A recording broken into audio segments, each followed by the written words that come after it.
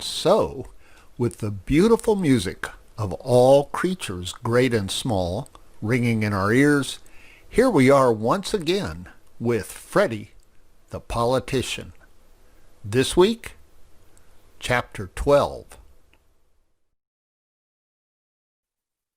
So here's the very first page of Chapter 12.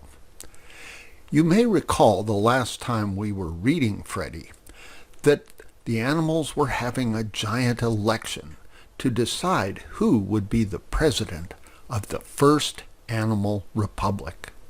The choice was between Grover the woodpecker and Mrs. Wiggins the cow. In the last chapter we read, there was a giant torchlight, firefly-lit procession in the night when all the animals came to cheer for Mrs. Wiggins as she made speeches telling everyone why she wanted them to vote for her. At the end of the march, Henrietta the chicken had come to Mrs. Wiggins and said that she would have all the chickens vote for Mrs. Wiggins because she thought it was very funny that Freddy had managed to trick Grover the woodpecker out of being president of the bank, and Freddy had taken over. This is good news because there's lots of chicken votes, but the bad news is, and this is the other thing Henrietta told Mrs. Wiggins, the woodpeckers were encouraging thousands of birds to fly in and live on the farm for a short time, just long enough to vote for Grover the woodpecker. Henrietta told Mrs. Wiggins that unless she and Freddy got busy coming up with more votes, they were going to lose the election, and the president of the farm would be Grover. Let's find out what Freddy and Mrs. Wiggins do about that as we read Chapter 12 of Freddy the Politician. A meeting of the leaders of the farmers' party was held in the cow barn next morning to talk over what could be done to combat this new danger. Ferdinand the crow, who, although a bird, was still faithful to Mrs. Wiggins, reported that on a scouting trip through the woods and the upper part of the farm, he had seen more than 50 new nests, and with each nest containing at least 2 voters, he said, "You can see where that leaves us." Freddy had his pencil out and was figuring. Even with the chickens on our side, he said, after a few minutes of intense concentration, Grover can win by about 75 votes. "This is a fine business," said Jinx. "Here we are, a dozen or so of us, who've been with Mr. Bean and done everything of importance that has been done on this farm for years, and we're turning over the whole farm to be run by a lot of strange birds who haven't lived here any time at all?" "Well," said Mrs. Wiggins, "I guess it's our own fault. We ought to have made a rule that nobody could vote who hadn't lived here for a certain length of time. But as long as we didn't, and as long as we think it's all right for Grover to bring a lot of outside voters in, I don't see why we can't do the same thing." "More birds?" said Jinx doubtfully. "I don't care what they are, as long as we're sure they'll vote our way. But certainly we've got more friends in this countryside than a stranger like Grover. Naturally, we can only bring in small animals, since they'll have to live here for a while. We couldn't feed 100 cows, not if they've got appetites like mine. But there's room in the different barns and sheds around the place for 1,000 small animals, and there are hundreds of unoccupied trees up in the woods, free board and lodging for the rest of the summer in pleasant surroundings. Where's the animal that wouldn't jump at the chance?" "Gosh," said Jinx enthusiastically, "that's a swell idea. What a president you'll make. Come on, boys, scatter, get busy. I'm going down the valley to the flats where all those field mice live. They owe me a favor or two. I caught their head man one night 2 years ago. I just caught him for fun. I hadn't eaten a mouse since I was a kitten, but they didn't know that. So they all came out and begged me to let him go, and one of his sons even volunteered to be eaten in his place. He was much fatter and tenderer, and of course was a good trade, just considering him as something on the bill of fare. I was really quite touched. I made them a little speech and let him go, and they said if there was ever anything they could do for me, well, now they can. Only there's one thing. We'll have to provide transportation. It's 3 miles down to the flats. I'll take the buggy down, said Hank. That's fine, said Jinx. Then I can get a ride down myself. So the animals all started out to hunt for voters. But Freddy went back into his study to prepare the ballots for the election, which was now only 3 days away. The plan was to give each animal 2 pieces of paper when he came to the polls, one with a G on it for Grover, and one with a W for Wiggins. Then he would drop the initial that stood for his candidate into the ballot box. Freddy tore some paper into squares and started to work, and he had done about 20 W's when, glancing out the window, he saw a man strolling through the barnyard. He was a small, plump man who walked with short, quick steps, and he had a face a little like a pig's, which made Freddy mistrust him at once, for he said to himself, when a pig has a face like a pig's, it's only natural, but when a man has a face like a pig's, there's something wrong somewhere. So he went out and ran after the man, who was walking past the house and pretending that he wasn't trying to peek in the windows. Excuse me, said Freddy. Is there anything I can do for you? Dearie me, said the man, turning around with a very bright smile. What a nice little piggy! And you can talk, piggy. Isn't that lovely? My name is Freddy, said the pig, and if there's anything I can do for you, please let me know. If not, I'm afraid you'll go get all the other little piggies, interrupted the man, smiling even more brightly, and drive me off the place. Is that it? And quite right, too. You must defend your master's property like a brave little piggy. Please stop calling me a piggy, said Freddy crossly. I told you my name. Oh, you did indeed, said the man, and a very pretty name it is. Well, well, I mustn't be thrown off the place by a piggy, so I had better tell you what I'm doing here, hadn't I? Well, I'm interested in banks. Yes, I may say I am very much interested in banks.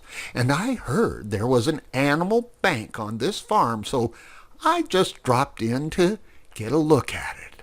Dearie me, a bank for animals. What won't they have next? The bank is down the road a little way, on the left, said Freddy. The man thanked him, but he didn't go. Instead, he turned and looked at the house. And so, this is the famous Bean Farm, he said. You said the family were away? I didn't say so, said Freddy, but they are. And now, if you'll excuse me, I have some business to attend to. Good morning. Business, said the little man. Dearie me, what a farm this is, to be sure. A piggy with business to attend to. And he laughed heartily. But Freddy didn't wait any longer. He didn't like the man, and he didn't trust him.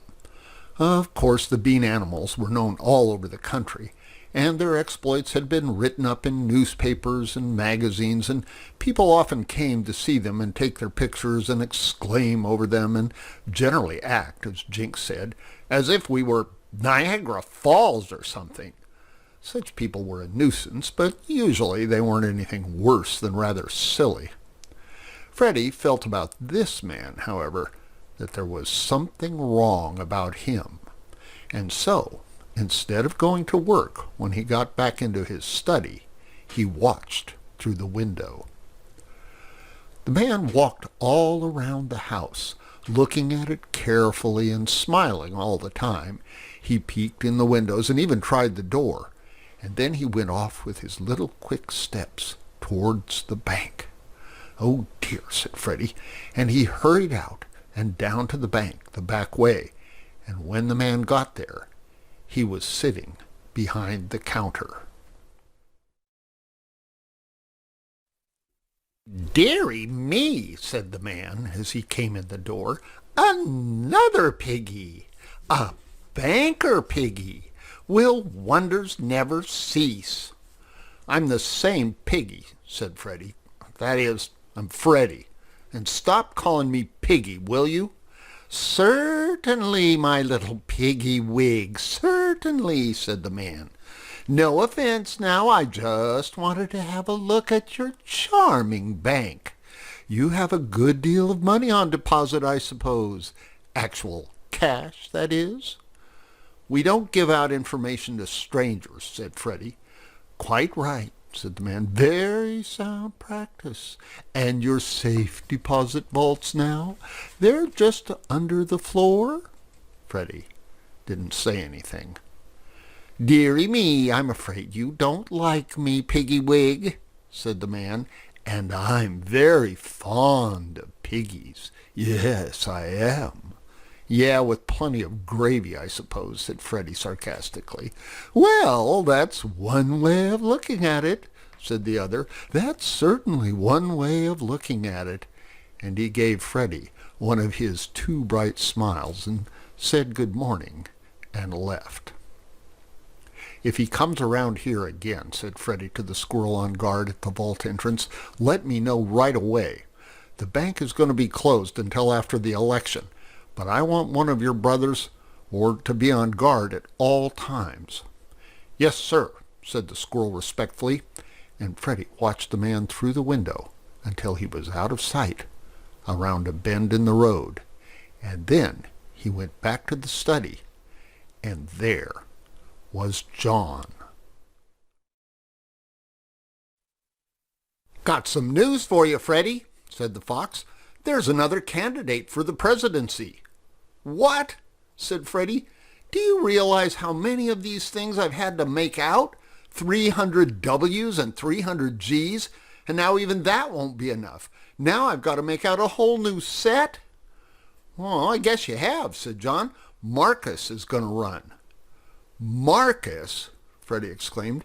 "That rabbit? Why, nobody'd vote for him. Is it a joke or something?" "I don't know what it is," said John, "but there's something funny about it. Marcus just announced it at a meeting Grover was speaking to in the woodshed. Grover let him talk, and even got up and congratulated him when he said he wanted to run for president.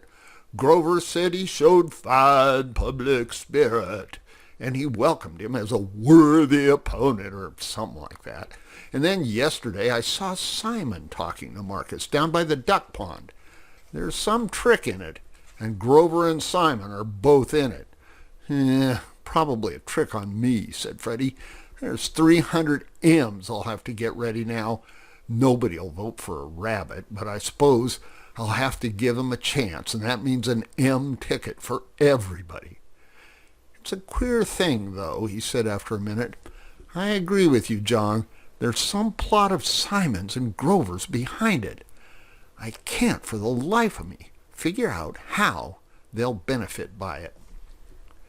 They talked for a while about the political situation, and then John's quick ears caught the sound of a horse's hoofs coming up the hill at a trot. They ran out as the hoofbeats broke into a gallop and came nearer and nearer until through the gate dashed Hank, drawing behind him a buggy crammed to the dashboard with field mice who were singing and shouting and yelling, "Faster! Faster!" at the top of their lungs. "What's got into Hank?" said Freddy. "He hasn't run like that in 10 years. The buggy circled the barnyard once and then stopped, and the mice piled out. There were about 100 of them, and a wild crew they were. "Hooray for the FAR!" they shouted. "When do we eat?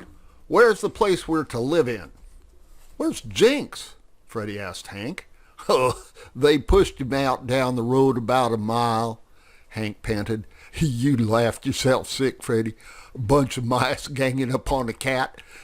They yelled to me to run away from him and let him walk home. Jinx got mad, and I was afraid he might hurt some of them, so I did run. Well, I don't know. Maybe it seemed kind of funny to me, too. Anyway, I ran. Here's Jinx now." The cat, very dusty and out of breath, loped into the gate. Then he stopped and stared at the field mice, his whiskers twitching angrily, and the mice quieted down at once, although they kept giggling and nudging one another. "Smart, hey?" he said. "Well, you're too smart for us. Go on home, the lot of you. We don't want you. Maybe a 3-mile walk will cool you off a little." "Hey, wait a minute," put in Freddy. "We need these mice, Jinx. You can't send them back after we went all the way down to get them." "It was just a joke," said one of the mice. "But if the cat can't take it, why sure, we'll go home. He was pushing us around in the buggy and having a swell time. And then when we pushed back, he didn't like it." "How about it, Jinx?" said Hank. "You really want me to send them back and lose all them good votes?" "Well," said Jinx, "I don't like mice playing jokes on a cat. It isn't dignified. And you'd better not try it again," he said, glaring fiercely at the mice, "or I may forget myself. All right, Freddy," he added, turning away. "You show 'em their quarters. I want nothing more to do with them." And he stalked off. All that afternoon, the new settlers came marching into the barnyard. Georgie and Robert had collected 50 rabbits from neighboring farms and persuaded them, with a promise of free lettuce and protection from hawks and weasels, to set up housekeeping in the lower meadow. Ferdinand flew 20 miles north and interviewed a cousin of his who was chief of a large band of robber crows that lived in the high woods and flew out daily to plunder the neighboring farms. The chief, whose name was Lester, held out for a high price, but finally agreed for 10 sacks of corn to bring the band down and settled in Mr. Bean's woods for a week until after election. By night there were several hundred new citizens of the FAR, all of whom could be counted on to vote the straight Wiggins ticket. Mrs. Wiggins' election, Freddy felt, was assured. Well, with that conclusion, we end Chapter 12. Next week, we'll read Chapter 13. Will things continue to be fine for Mrs. Wiggins? Will more and more animals come ready to vote for her? Or will Grover come up with a new trick? And what about that funny little man who was so interested in the Beans' house and the bank? What's his business? We won't know until we continue again next week with Chapter 13. Until then, sleep well, know you are loved, and remember, Freddy the Pig always wins in the end. Good night.